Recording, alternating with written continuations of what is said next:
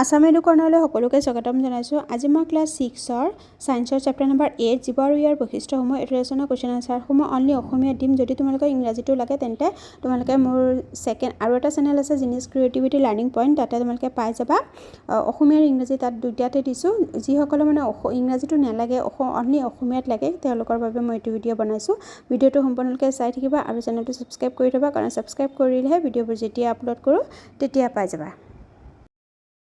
মই page number 30 পৰা 29ৰ পৰা ইয়াৰ কুৱেশ্যন আনচাৰসমূহ আছে মই দি যাওঁ, একদম স্কিপ নকৰাকৈ চাবা। আৰু যোনবোৰ তোমালোকৰ এইবোৰ আছে তোমালোকে কি শিকালে এইবোৰ পঢ়িবা দেই। এইবোৰৰ পৰা তোমালোকে MCQ কুৱেশ্যন আহি যাব পাৰে। অ'কে, MCQ কুৱেশ্যন বেছিভাগ এই কি শিকিলা, কাৰণ যিহেতু গোটেই লেচনটোৰ মূল কথাবোৰ এই কি শিকিলাত থাকে, গতিকে এইবোৰ তোমালোকে ভালকৈ পঢ়ি যাবা। আৰু এতিয়া মই MCQ প্ৰথমতে 1 নম্বৰ কুৱেশ্যনটো সলিউশ্যন কৰাই দিওঁ। ইংৰাজীৰ উত্তৰটো গোলকটো সম্পূৰ্ণ পূৰ কৰা। এতিয়া কি আছে, তলত দিয়া কোনটোৰ বৃদ্ধি নহয়, তলত দিয়া কোনবিধৰ বৃদ্ধি নহয়। বৃদ্ধি মানে কি, ডাঙৰ দীঘল নহয়। গছটো এটা জীৱ বস্তু, গছ ডাঙৰ দীঘল হয়। তাৰপিছত শিশু ডাঙৰ দীঘল হয় নে নহয়। তাৰপিছত পখিলা এবিধ জীৱ, গতিকে য'ত জীৱ থাকে সেইবোৰ বস্তু ডাঙৰ দীঘল হয়, উশাহ নিশাহ লয়। গতিকে ইয়াত কৈছে বৃদ্ধি নহয়, ডাঙৰ দীঘল নহয়। গতিকে চাইকেলটো ডাঙৰ দীঘল হয় জানো, চাইকেল এটা জড়বস্তু কেতিয়াও ডাঙৰ দীঘল নহয়। গতিকে বি নম্বৰটো হ'ব শুদ্ধ উত্তৰ। তোমালোকে ইয়াত চিনি দিবা, তোমালোকৰ যোনটো অপশ্যন আছে তাত তোমালোকে ধুনীয়াকৈ পূৰ কৰিব লাগিব। আৰু চাৰ্কলটো পূৰ কৰোঁতে বাহিৰত যাতে নাযায়, বাহিৰত গ'লে ভুল হ'ব দেই। বীজ অংকুৰৰ তলত দিয়া কোনবিধৰ প্ৰয়োজন, সাৰ। তাৰপিছত মাছে কিহৰ সহায়ত পানীত সাঁতুৰি ফুৰে, মাছে ফানৰ সহায়ত। অ'কে, মাছৰ দেউকা নাথাকে, নেজৰ সহায়ত নেজৰ সাঁতোৰাত সহায় নকৰে, মাছৰ ঠেং আছে জানো, নাথাকে। গতিকে ফান, মাছৰ যোনটো ফান থাকে, ফিন্স থাকে, ইংৰাজীত ক'ব ফিন্স। গতিকে ফানৰ সহায়ত মাছে সাঁতুৰিব পাৰে। তাৰপিছত তলৰ কোনবিধ প্ৰাণী মাটি আৰু পানী উভয়তে থাকিব পাৰে। কোনটো মাটি প্ৰাণী, মানে মাটি আৰু পানী দুইটাতে থাকিব পাৰে। গতিকে কোনটো মাছ মাটি নাথাকে, অকল পানীত থাকে, মানে মাটি আৰু পানী দুইটা থাকে। শিয়াল মাটিত থাকে, পানী নাথাকে। ভেকুলী পানীতো থাকে, মাটিতো থাকে। তিমি মাছ পানীত থাকে, মাছ মাটিত নাথাকে। গতিকে ভেকুলীটো কি হয়, পানীতো থাকে, মাটিতো থাকে। একেবাৰে সহজ হয়, তোমালোকে এইবোৰ জানা কথাই। এইটো হ'ব বি নম্বৰটো দেই। মই মানে চাৰ্কুলাৰটো ভালকৈ পূৰ হোৱা নাই, তোমালোকে ভালকৈ পূৰ কৰি দিবা দেই। তলত দিয়া কোনবিধ গছৰ পাত স্পৰ্শ কৰিলে জাপ খাই যায়। লাজুকী পাতটো অলপ তেতেলী গছৰ পাতৰ নিচিনা হয়, আৰু সেইটো ইমান ডাঙৰ নহয়, সৰুৱেই হয়। সেইটো চুই দিয়াৰ লগে লগে চাবা জাপ খাই যায়। গতিকে লাজুকী পাতটো হ'ব চি নম্বৰটো হ'ব ইয়াৰ শুদ্ধ উত্তৰটো। এই নম্বৰটো হ'ব ইয়াৰ শুদ্ধ উত্তৰ। তাৰপিছত 7 নম্বৰটো চোৱা, লালুকিৰ গাত তলৰ কোনটো দেখা যায়। ঠেং আৰু জলকুম, নেজ আৰু জলকুম। লালুকিত সদায় কি থাকে, নেজ থাকে, নেজ আৰু জলকুম। গতিকে বি নম্বৰটো হ'ব ইয়াৰ শুদ্ধ উত্তৰটো।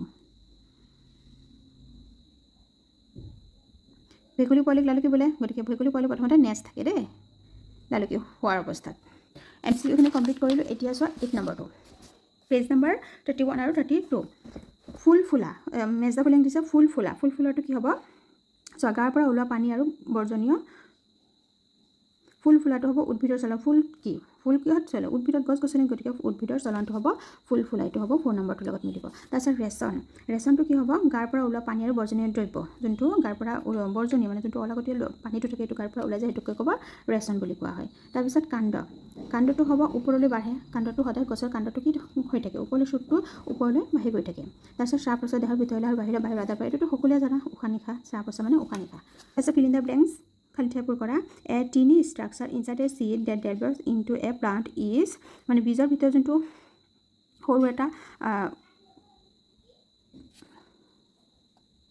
মানে এজোপা গছ বীজৰ পৰা হয়। এই বীজৰ ভিতৰত কি থাকে, ভ্ৰূণ থাকে, এম্ব্ৰিঅ'। ভ্ৰূণটোক কি কয়, এম্ব্ৰিঅ', EMBRYO, এম্ব্ৰিঅ'। আৰু 1 নম্বৰটো হ'ব ভ্ৰূণ, ভ্ৰূ মধুনীয় নদন্তীয় নহয় দেই। বি নম্বৰটো হ'ব সকলো জীৱ দেজ প্ৰতি সঁহাৰি জনা উদ্দীপকৰ প্ৰতি, ষ্টিমুলি। সকলো জীৱ উদ্দীপকৰ প্ৰতি সঁহাৰি জনায়। চি নম্বৰটো হৈছে দেজ পূৰ্ণাংগ মহলৰ পৰিৱৰ্তন হয়, পিউপাটো প্ৰথম কি থাকে, মই দেখুৱাই দিছোঁ তোমালোকক। এইটো পেজ নম্বৰ 24 মহৰ জীৱন চক্ৰটো আছে। এইটো ইম্পৰ্টেণ্ট ছবি আহিব পাৰে দেই, মহৰ জীৱন চক্ৰটো। গতিকে পিউপাটো ক'ত আছে, প্ৰথমতে কি থাকে, মহে কণী পাৰে। তাৰপিছত কি হয়, পলুৰ দৰে হয়। তাৰপিছত হয় পিউপা। থাৰ্ড ষ্টেজটো হ'ব পিউপা বা লেটা। তাৰপিছত লেটাৰ পৰা কি হয়, মহ হয়।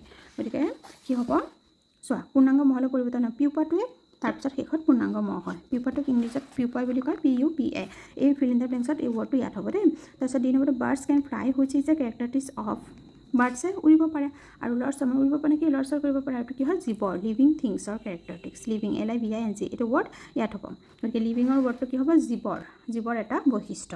এক্সামত আহিব পাৰে জীৱৰ এটা বা দুটা বা তিনিটা বৈশিষ্ট্য থাকে। এইটো হ'ব পাৰে যে জীৱই লৰচৰ কৰিব পাৰে, উৰিব পাৰে, উশাহ নিশাহ ল'ব পাৰে এইবোৰ হ'ল জীৱৰ বৈশিষ্ট্য আৰু এইটো বহুত ইম্পৰ্টেণ্ট কুৱেশ্যন তোমালোকৰ কুৱেশ্যনো আছে তাৰপিছত 2 নম্বৰটো চৰাই উৰিব পাৰে ই হৈছে দেশৰ এটা এইটো ক'লোঁ ই নম্বৰটো সময়ৰ লগে লগে জীৱৰ জীৱৰ বৃদ্ধি হয় যেনেকৈ আমি প্ৰথমতে সৰু আছিলোঁ লাহে লাহে বৃদ্ধি হৈ ডাঙৰ হৈ আছে নহয় গতিকে বৃদ্ধি সময়ৰ লগে লগে জীৱৰ বৃদ্ধি হয় মানে বৃদ্ধিটো গ্ৰ' হ'ব এই গ্ৰ' ৱৰ্ডটো ইয়াত হ'ব F নম্বৰটো ডেছ and dash disease R transmitted বাই মস্কিটোৰ পৰা কি হয় মেলেৰিয়া আৰু ডেংগু দুটা বেমাৰৰ নাম লিখি দিবা মেলেৰিয়া স্পেলিং এইটো ডেংগু স্পেলিং এইটো অ'কে MALARIA তাৰপিছত ডেংগুটো DENGUE ডেংগু আৰু মেলেৰিয়া আৰু ডেংগু স্পেলিং এইটো অসমীয়াটো এইটো মেলেৰিয়া ডেংগু এইটো গু হ'ব দেই তাৰপিছত এইটো হ'ব যি নম্বৰটো ভেকুলী এবিধ উভচৰ ভেকুলী উভচৰ মানে কি পানীটো থাকে মাটিটো থাকে সেইবাবে উভচৰ প্ৰাণী তাৰপিছত 10 নম্বৰটো MCQ ধৰে শুদ্ধ মানে কোনটো ক্ৰমটো শুদ্ধ সেইটো কৈছে ভেকুলীৰ জীৱন চক্ৰৰ প্ৰথম কি ভেকুলী কণী পাৰে তাৰপিছত ভেকুলীৰ পৰা লালকি হয় তাৰপিছত পোৱালি ভেকুলী তাৰপিছত ভেকুলী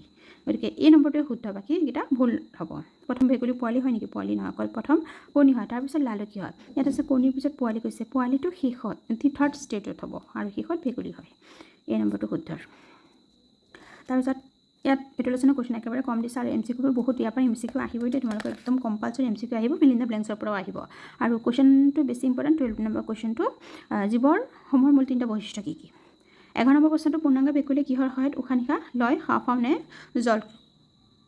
জলক্লম কুৱেশ্যনটো ইয়াতে দি দিছোঁ ইংৰাজী অসমীয়া পূৰ্ণাংগ ভেকুলীয়ে হাওঁফাওঁৰ সহায়ত উশাহ নিশাহ লয় যেতিয়া কমপ্লিট পূৰ্ণাংগ ভেকুলী এটা হৈ যাব তাৰপিছত সি সদায় ভেকুলীটো হাওঁফাওঁৰ সহায়ত উশাহ নিশাহ লয় 12 নম্বৰটো জীৱৰ মূল 3টা বৈশিষ্ট্য কি এইটো অপশ্যনবোৰ এনেকৈ দি দিবা যে জীৱৰ 3টা মূল বৈশিষ্ট্য হ'ল চলন তাৰপিছত ইয়াৰ পিছত পেজ নম্বৰ 4 আছে তাৰপিছত 5ত চলন বৃদ্ধি এইবোৰ পইণ্টবোৰ চলন বৃদ্ধি কমা দি লিখি ল'বা বৃদ্ধি আৰু চাপ আছে এইটো 3টা মেইন অ'কে ইয়াৰ বাহিৰে আৰু বহুতো আছে ৰেচন আছে সংবেদনশীলতা আছে এইবোৰ হ'ল বৈশিষ্ট্য জীৱ মানে জীৱৰ কি বস্তু জীৱ কি কেনেকুৱা ধৰণৰ কাম জীৱৰ গাত হৈ থাকে অ'কে গতিকে এইবোৰ হ'ল প্ৰজনন এইবোৰ জীৱৰ বৈশিষ্ট্য কিন্তু যিহেতু মূল বৈশিষ্ট্য কৈছে সেইটো হ'ব চলন বৃদ্ধি আৰু চাপ আছে অ'কে 3টা অপশ্যন লিখি দিবা ৱৰ্ডবোৰ লিখি ল'বা যে জীৱৰ মূল 3টা বৈশিষ্ট্য কি ঠাইত লিখিবা হ'ল লিখি চলন বৃদ্ধি আৰু চাপ আছে কুৱেশ্যন নম্বৰ 13 টো চাওঁ বহু প্ৰাণীৰ দ্বাৰা গাড়ী এখনো চলনক্ষম হোৱাৰ স্বত্তেও ইয়াক জড় বুলি গণ্য মানে গাড়ীটো লৰচৰ কৰে আমিতো পঢ়ি আহিছোঁ যে জীৱবোৰে লৰচৰ কৰিব পাৰে কিন্তু গাড়ীটোও লৰচৰ কৰিব পাৰে কিন্তু তাৰ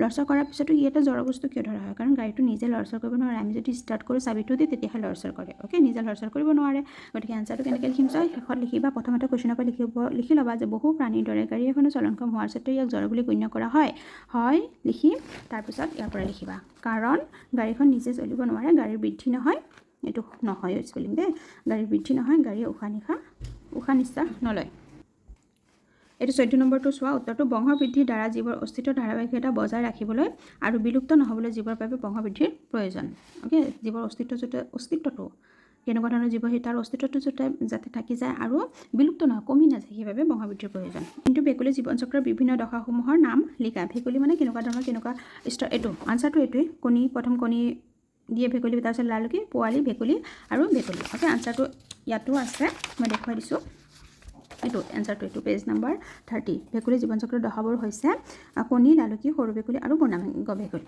এইটো পইণ্টটো তাৰপিছত আছে 16 নম্বৰটো মহৰ জীৱন চক্ৰৰ ছবি আঁকা এইটো মই অলৰেডি আগতো দেখাইছোঁ মহৰ জীৱন চক্ৰৰ ছবিটো পেজ নম্বৰ 25-26 ইংৰাজীটো 25ত আছে অসমীয়াটো ভেকুলী মহৰে কৈছে ভেকুলীটো শিকি ভেকুলীটো ইমান ইম্পৰ্টেণ্ট নহয় হয়তো মহৰটো আহি যাব পাৰে মহৰটো এইটো 60 নম্বৰ এনচাৰটো অ'কে